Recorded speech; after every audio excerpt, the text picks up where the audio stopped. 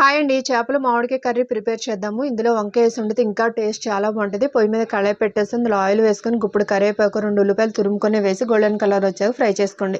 ఇప్పుడు ధనియాలు, జీలకర్ర, వెల్లుల్లిపాయ, అల్లం ముక్క మెత్తగా పేస్ట్ పట్టేసి ఆ పేస్ట్ని కూడా వేసి పచ్చివాసన పోయేదాకా ఫ్రై చేసుకుని ఇలా ఫ్రై అయిపోవాలన్నమాట. ఫ్రై అయిపోయాక ఇందులో అర స్పూన్ పసుపు, అలాగే కారం, రుచికి సరిపడ ఉప్పు కూడా వేసేసి వీటిని కూడా ఫ్రై చేసుకోండి పచ్చివాసన పోయేదాకా. ఇలా ఫ్రై చేసేసుకున్నాక చేప ముక్కలను క్లీన్ చేసేసుకుని ఆ ముక్కలు కూడా వేసేసుకోండి.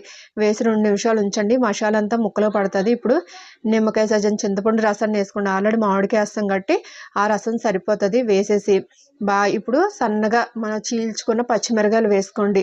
అలాగే లేత వంకాయలు మా చెట్టువి తీసి ఈ లేత వంకాయలు కూడా వేసేసుకోండి. వేసేసి ఇవి ఇలాగ వేసుకొని మూత పెట్టేసి ఒక 10-15 నిమిషాలు మరగనివ్వండి. ఇప్పుడు మూత తీసి చూద్దాం. ఇందులో మామిడికాయలు కూడా సన్నగా తురుముకొని అవి కూడా వేసేసుకోండి. చివరిగా కొత్తిమీర వేసుకోండి. అంతే మన చేపలకాయ మామిడికాయ curry prepare. Please subscribe and like. Thank you friends.